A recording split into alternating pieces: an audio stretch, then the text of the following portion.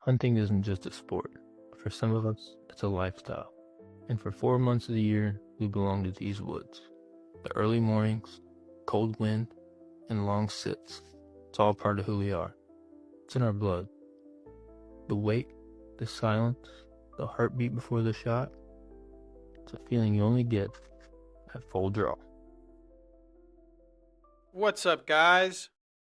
Welcome back to the Full Draw Podcast, where we talk all things hunting, faith, and the great outdoors. I'm Trevor B. And I'm Trevor D. Grab your coffee, sit back, let's get into another week of hunting talk. All right, we're going to start this week out with the outdoor fact of the week. Mine's a cool one about deer actually see the world. They can detect ultraviolet light. Unlike humans, we can't see UV rays. Deer lack the filter our lenses have, meaning certain laundry detergent residues, camel brighteners, and even soaps literally glow to them. That's why seasoned hunters like us use UV natural detergents, not just to hide smell, but to stay invisible to their eyes. Okay, I'll match that with another fact on how they see the world here. They perceive time in a slower manner than humans do due to a higher flicker rate. Humans are sitting around 60 hertz, and a deer is doubling it at 120. They have a reaction speed of 5.5 to 0.10 seconds, so they Holy can cow. move 1 inch every 0.1 seconds. Dude, that's insane. I know even like when I use my phone compared to my old 60 hertz, I can tell just on a screen. So I couldn't imagine seeing like that. Mm-hmm. I imagine that's why they could duck arrows and crap. 100%. Deers are deer are a fascinating creature. And like with your fact there, most people, like if they were just told me that without fact checking it, I probably wouldn't believe them. So I wouldn't go in with the UV detergent. You know what I mean? I would just think it's a gimmick. Yep. A lot of guys do. Yep, it's another reason to get some of your money is what they're thinking. You know, I think people think that's a deterrent or, not a deterrent, but it doesn't work. But it does, especially when you're hunting public land. You need to make sure to take that crap into consideration. I mean, when you got hundreds of guys plowing into these woods, Oh yeah. if you're the one guy out there with the UV protection, the scent protection, all of it, dude, the You'll deer be the ain't one that never going to goes see it coming. undetected. Exactly. And do you So think Hex works with that too? I think it does. I think it's a must for public land hunters. I'm only asking because I know you've been using it recently, so I know you've had some experience with being like deer actually being around you and you having it on. So So from what I've seen, um, if the wind is right, and when I see deer this year, every time I've seen deer, I think I was wearing hex. I don't know whether that's just random, but that's how it's worked out. And the deer have looked at me and just kept on eating. And my grandpa was wearing hex, turkey hunting, and he had deer eating right next to him while he was turkey hunting. And they were looking up at him and then go back down to eating. Look back, go back down to eating. They don't know what he was.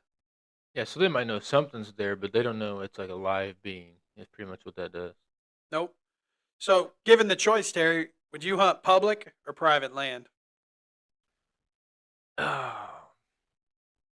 If I mean, obviously I had a choice, I would prefer private. I think there's a lot of benefits and advantages you can have to private, Yep.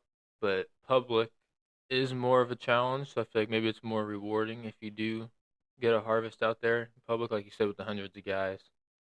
If you're the one guy that took the extra step to not be detected, you just know you're giving it all your effort. You know what I mean? 100%. And I think when I'm public land hunting, what has really helped me in the last few seasons is using Onyx, dude. We've been able to find watering holes that I didn't even know were out here just from Onyx. Go in and boom, we've seen deer when we hunt these spots that we would have never found Mm-hmm. without Onyx. Yeah, onyx is a big one, especially like you said for public land. I mean, where we're at, there's 8,000 acres. That's quite a bit. Yep. So the chances of getting lost out there could be pretty high. There's no service, and you can still have a GPS tracker right back to your truck. You know what I mean?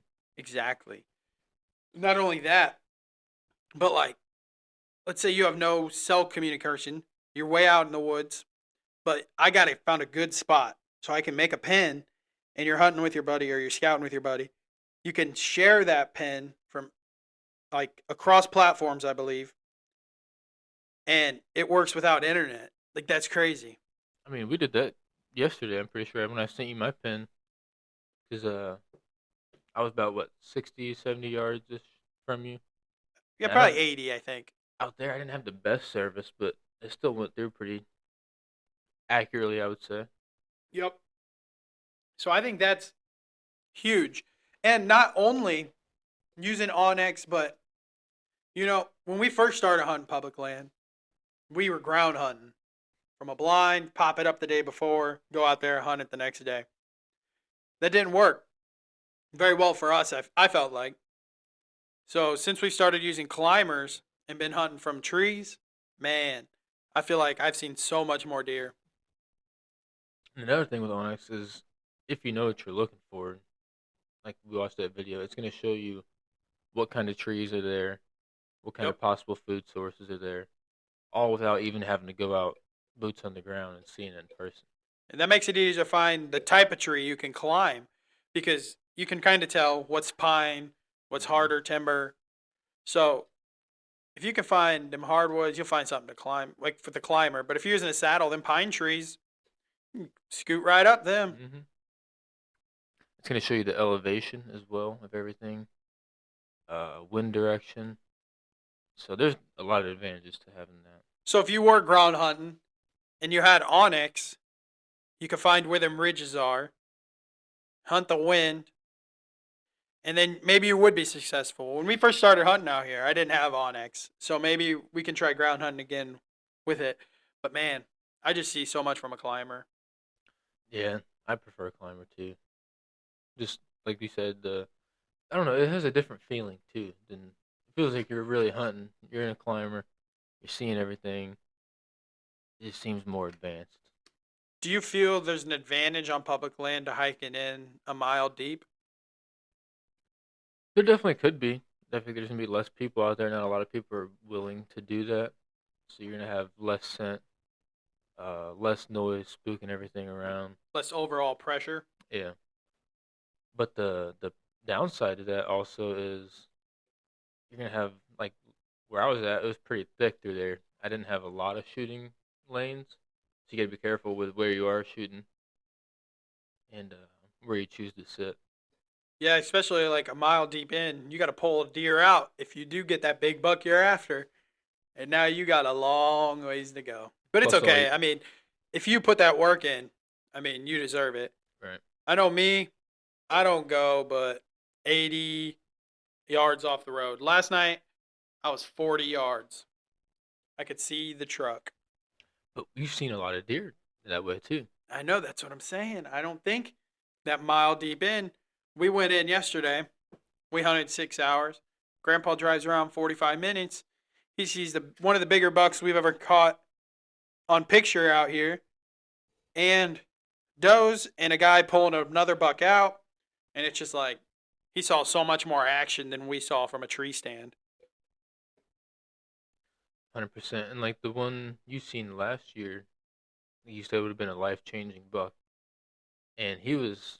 You could see the road from where you were at. You had to been what from where we pull off at, probably no further than 80 yards.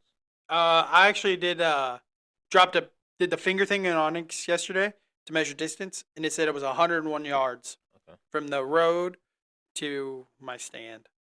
But if you can still see the road and you're still seeing bucks like that, that just proves you don't always have to go in No, I think the a mile like football you're talking. field is about a good range in 100 yards because the deer obviously cross road. They get hit all the time, so they're freaking there. So I know today I slept in. That morning hunt, it is where some guys live for. For me, I'm gonna pass on that, man. I love my evening hunts. I like watching the sunset, coming in when it's light out. I prefer that whole situation. Terry, how do you feel about it? I think I'm gonna agree with you there. I'm more of, especially in the morning time, I'm more of a fair weather hunter. I prefer it to be not as cold. Getting out in the morning time when it's cold, it just seems a lot harder to make yourself get up, get dressed, and go out there. 100%.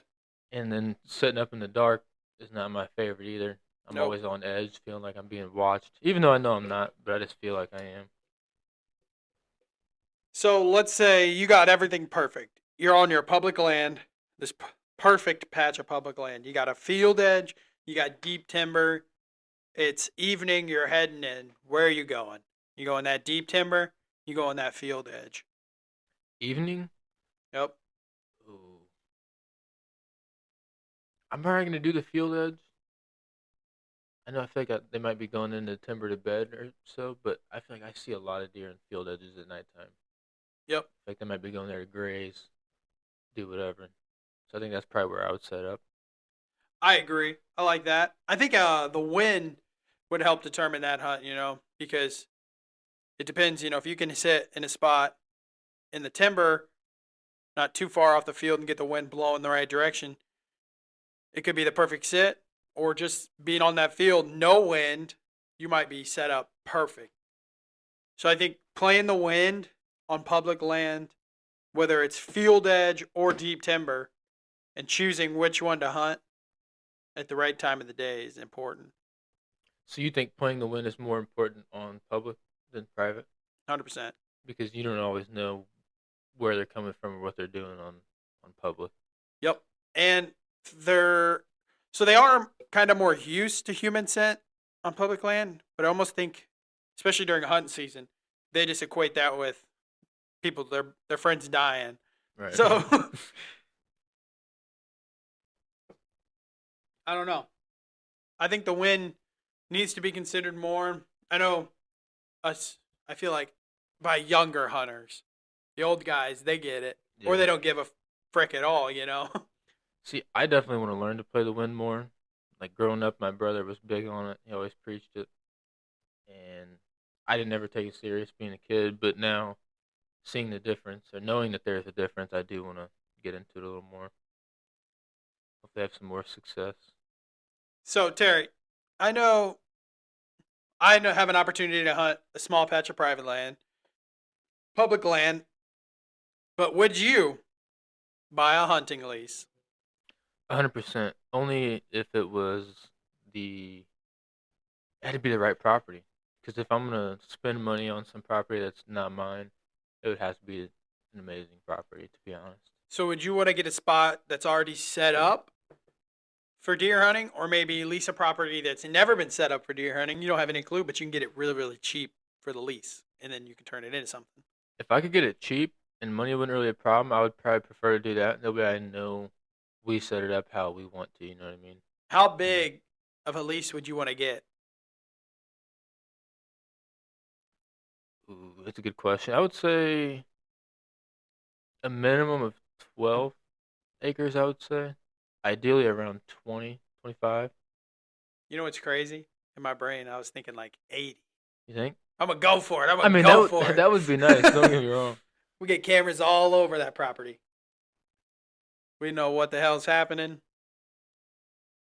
and we can put some food plots. I don't know. I think it's definitely a good thing for some people, but If you can do it for sure, then yeah, go ahead. Yeah, I would love to. Unfortunately, that's not in my cards right now. yeah, Hopefully, in the future, though, we can figure something out. but you can't understate how good public land can be. Because I seen that humongous buck last year, missed him. You've harvested multiple deer off public land, Hmm. so you can get her done.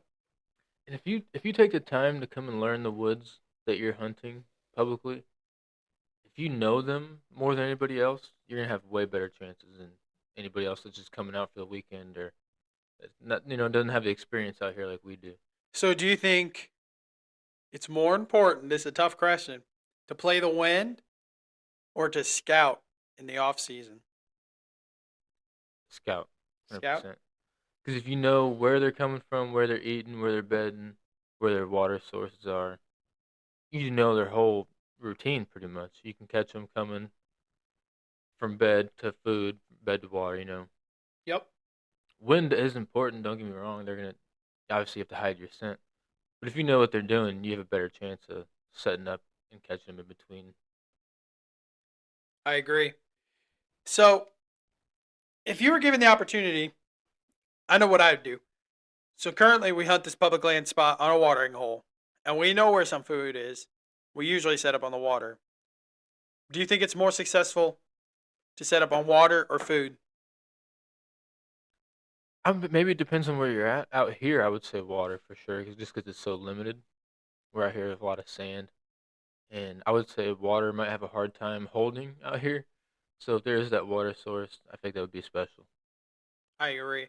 I think the environment matters a lot. If there's water all over the place, it definitely doesn't matter.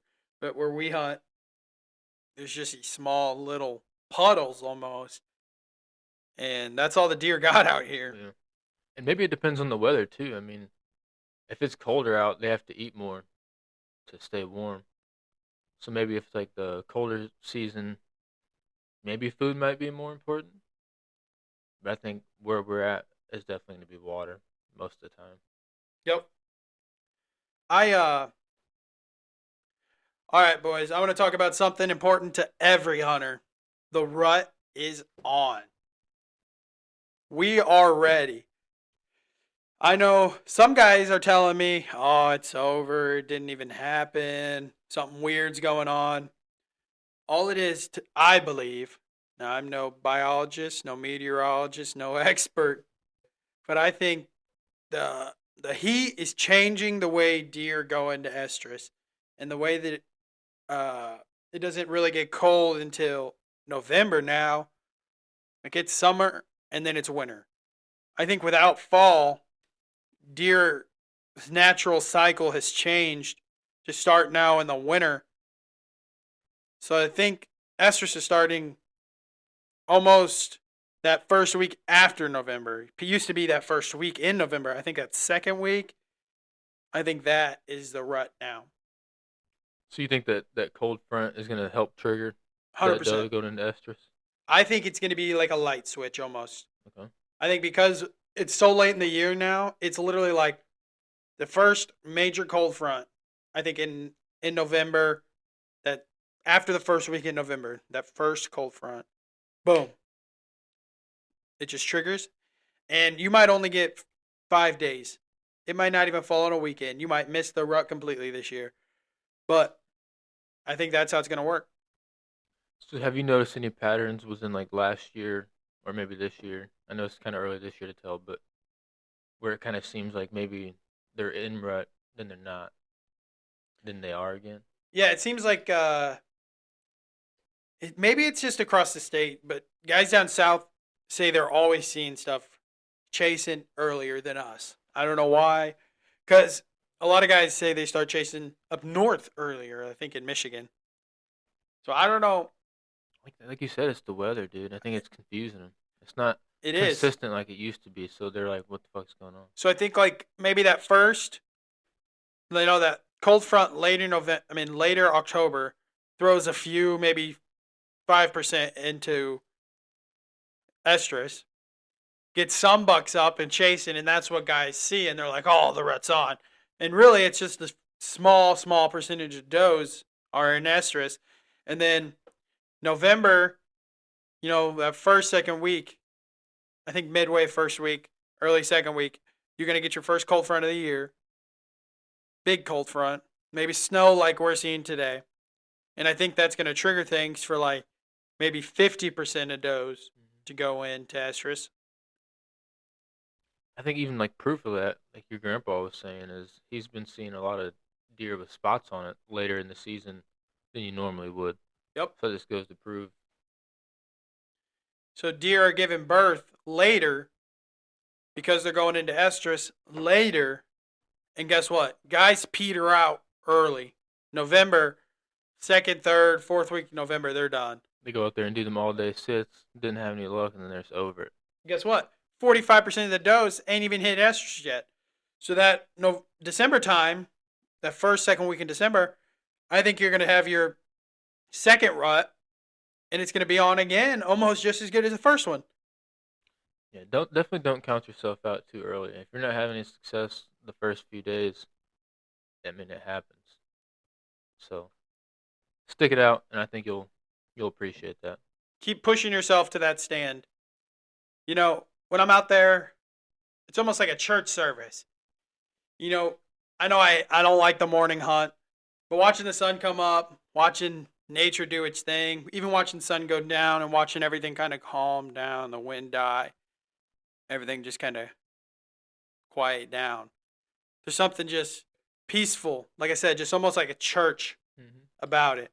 There's a beauty to it that you're never going to get anywhere else. There is, There's a calmness.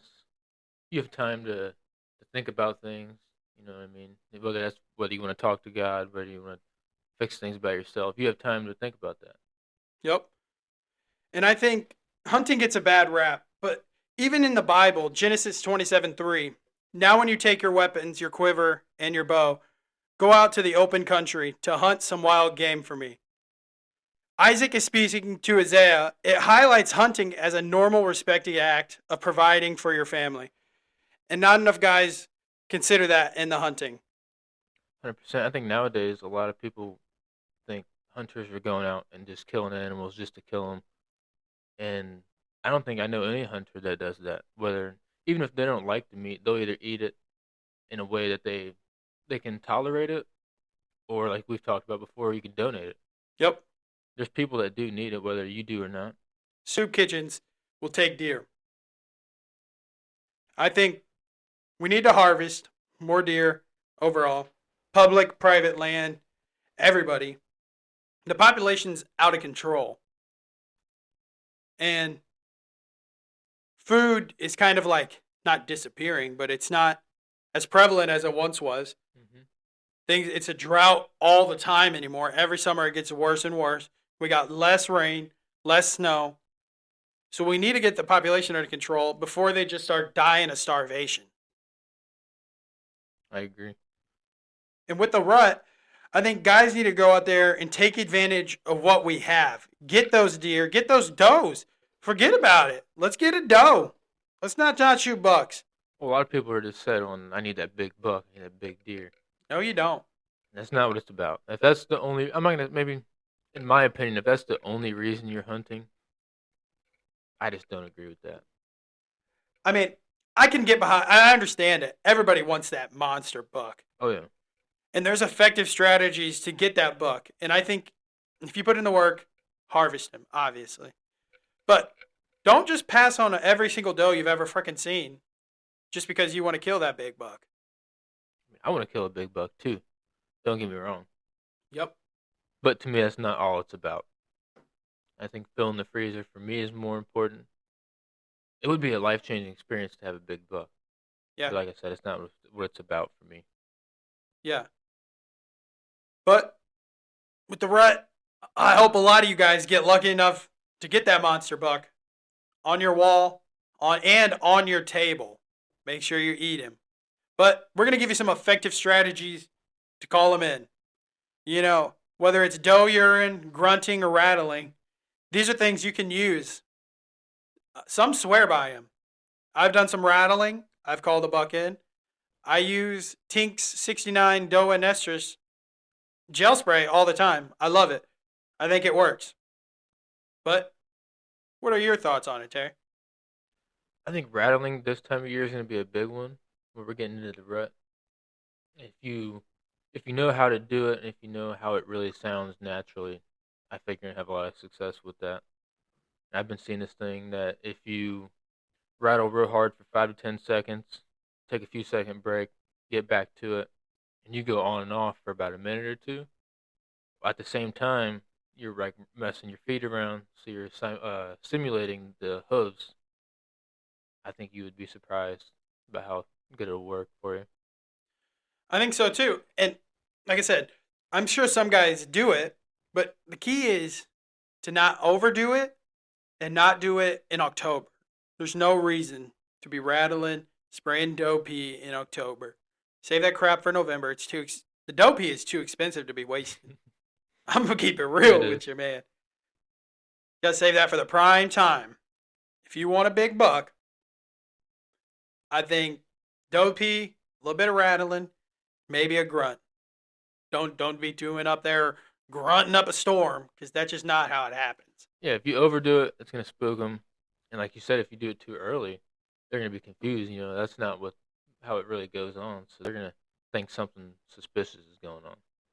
So let's say Terry, you've been up there rattling.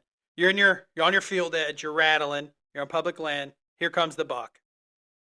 Your bow is ready. What's on the end of that bow? Is it a fixed broadhead or is it a mechanical broadhead? Right now, I'm running a fixed broadhead. Do you think it's as effective? Oh no, I do not. So why um, run a subbed optimal broadhead? because maybe it's not as effective, but I feel like if you can get it where you need it to be, it'll be as effective. I just feel like mechanical broadheads, you can have a little more room for error, and it's still going to have more damage due to that being a 2-inch gash compared to my 1-inch gash. You know what I mean? It's going to do more damage regardless. Agreed. So I think fixed, you do maybe have to be a little more accurate with it. And I've had like I've used both. So my fixed, I unfortunately did have to track longer, so I didn't get the best shot on it. And I mean that does go to show that the mechanicals might be a little better and more ethical, possibly. Did you so was you think it was a bad shot on the deer because of the broadhead, maybe a weird drop, or was it just because of you shaking up a storm? Do you think the broadhead played into a bad shot? Should the broadhead be faulted for that deer going that far? No, I think it was definitely 100% my fault. It was. It probably had to do with me shaking. Um, First deer of the season, first hunt of the yeah, season. this is also not a lot of people know this, but this is my first year with a compound bow as well. Boom. I was a crossbow hunter before. You know, I would personally never go back, but this is my first year, and we did do a lot of practice in the off season. But I'm probably not where I should have been to be using the fixed. But I gave it a shot, and we did have success with it. But hopefully this year or So this let's season will be a little say better. you're outfitting a first time bow hunter. Are you going to give him mechanical or are you going to give him fixed broadheads? I'm gonna go mechanical every time with the first time new hunter, for sure mechanical. So you think it gives you just a little bit more play, a little wiggle room? Yeah, a little more room for error because a new hunter. I mean, obviously we still gonna get buck fever. We're gonna shake, Oh, but yeah. with somebody that's never done it before, it's gonna be a tremendous difference compared to us. Yep. I agree with that.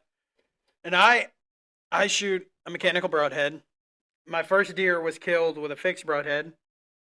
He only made it 45 yards, maybe, after I shot 27 yards. And this year, I'm shooting an old school. I'm not shooting a rage. I shot rages for a while. I missed a ton of deer. And this is a bad, unethical move on me. But I had never practiced with my broadheads. I never found a good way to practice. So I figured it out this year, and we practiced with the rages, and they're just low, low, low, low, low, low. And every deer I missed last year, I missed under him. So we switched to these old school mechanical broadheads. They're only about an inch and a half inch cut. Tri blade come out with a fixed like uh, chisel tip, and man, do these things fly accurate. They hit hard, and the deer I hit this year. Now, granted, I shot almost I'm going to say 1,000 arrows in the off season, so I knew where that arrow was going to go, and I practiced with that broadhead, and it went directly through the lungs, and he made it 20 yards from my stand. So I would say if you're comfortable and like accurate, you know you're gonna be hitting that deer where you want it every time. Then I would say maybe it doesn't matter what you use. But for me, I always try to get the best shot, ethical, put it down as quick as you can. But it's not guaranteed for me. I know I shake a lot. Anything could happen still. So maybe I should use mechanical until I get to that point. Or why even switch? You're right. Maybe just keep what I'm used to. Keep practicing with that. I mean, unless you're just like driven to that kind of old school look. I I mean, think there's that's something what it cool is about for it. me. It's like it draws me to it. I don't know why. and it was because it looks like an old arrowhead, like a Yep, American Indian arrowhead, and I like that. it really does. It's pretty cool. I do like them. I went home with them. I I'm a mechanical broadhead guy. I just like the way, especially I'm gonna practice, but I especially like the way the ones I'm shooting right now fly. I don't know the brand. I know they're old. They're kind of dull, but dude, that chisel tip puts them down. I want to try to use those little tube ones that you have, the fixed Meat ones. tubes. I want to try those out because we Yeah. did those on the pumpkin, and it left an interesting mark on there. I think it would do some damage, and they flew pretty solid in my opinion. Go check out our video on YouTube comparing fixed and mechanical broadheads. You'll see which one flew better. It's pretty clear to me. I'm sticking with mechanical. Okay. And Terry, if you were given the opportunity to do your dream hunt, let's say, I know for me it's going into the mountains, Alaska, hunting moose or elk. Would you do that? Hunt with a bow or a gun? Oh man, if I'm doing that, I would probably do either. I would much rather prefer a bow. I've never gun hunted in my life, so I've always done archery. And there's something about it to me. Maybe it feels more rewarding because you have to practice more than you do with a gun. So I'm probably gonna stick with a bow. So, would your dream hunt always involve your bow? I think so. After switching from even a crossbow to a compound, I've just hooked on it ever since. I haven't really wanted to do anything differently. So, let's say I'm given an opportunity to take me and a buddy bear hunting. Are you taking your bow or are you taking a gun, All right, buddy? if we're doing bear, I'm probably using a gun every time. And I guess with the gun, you don't have to get as close. So like if you're in the mountains, you have a better chance of getting it across that ridge or that range. You know what I mean? With a versus with a bow, you have to get it within. For me, I would have to be within 40 yards to take that shot comfortably. I think most of my dream hunts would involve a gun just because, like, mountain hunting usually involves pretty far shots. I know if I could use a bow and shoot 200 yards, I would. Right. But if I could get a 20-yard shot on a moose, I would use a bow for sure. But I feel like a lot of those shots are probably going to be further than that. But what do I know? I've never hunted, but I've never hunted my dream hunts, obviously. One day, I We'll will get let you there. know. I want to say you said 10 years. I want to aim within 5 years. We should be able to make it out somewhere and do that. I've never hunted in any state but Illinois. I've done Missouri, and I mean it's pretty similar. It's a little more hilly. So me and my brother would usually go on the top of a ridge, just sit on a stump. Never had any success, but it was cool. Do you think those memories you just described right there, sitting on a stump, do you think you enjoyed that more than you would enjoy your dream hunt? Like, are those memories more important than ever doing those dream hunts? The memories with my brother, even I wasn't very successful. Just going out there and being with him, you'll never get that back. So yeah, I would say those are more important to me. I agree. Memories from the field, they're so important. I remember hunting one time on the ground with my grandpa. We're sitting in blind. He taps me on the leg. I'm sleeping, of course. Like 11-year-old me. He's like, "There's two does, two does." And I'm like, "What?" And I wake up and I'm looking out there. And I look and I see her. And she sees me. And she blows and she busts out of there. He starts laughing. And, those memories, that's worth way more than going to do an elk hunt. Or if I could do an elk hunt with him, something, Yeah, take those original people who taught you how to hunt on their dream hunt. Imagine that memory. that would be yeah. You You combine both. you can't buy that. No. You could, actually. Well, I mean you can, but it's not. Yeah, you know what I mean. I Yeah, think some people can't. yeah, you can't. You're not gonna be able to get that back. You're not gonna get that opportunity a few times in life. I feel like for most people. 100%. I think more guys need to remember that and remember that memories make a successful hunt. It's not always the harvest. I've had a hunt where I don't see where I don't kill anything, but I see a deer, or me and my grandpa are out there and we're just out there having a good time hunting together back in the day. Those hunts, that is what makes a hunt successful. Oh yeah. So what would be your most memorable time in the woods, in the stand, or was it that time in the blind? I think it's that time in the blind. I think that's got to be Okay. way up there, and that would be a successful hunt. Even though that deer blew at me, Nope. that is a successful hunt. My most memorable time in the woods was with my dad. It was the only time we've ever went hunting together, and I went out with a fake bow when I was a kid. No intention on getting anything. No tags. We just went and sat in a little prairie field.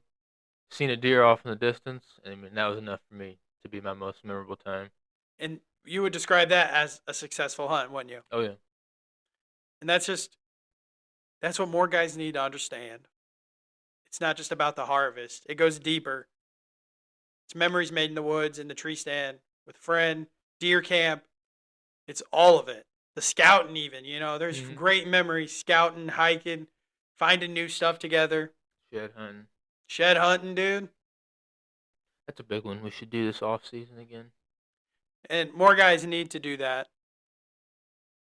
Especially do it with your buddies, man. Like I said, make the memories, make whatever you do successful. And I think that wraps up another episode of Full Draw. Thanks for listening. Don't forget to follow us on the Spotify, Apple Podcasts, and TikTok for updates and giveaways. Stay safe, stay true, and we'll catch you next time right here on Full Draw.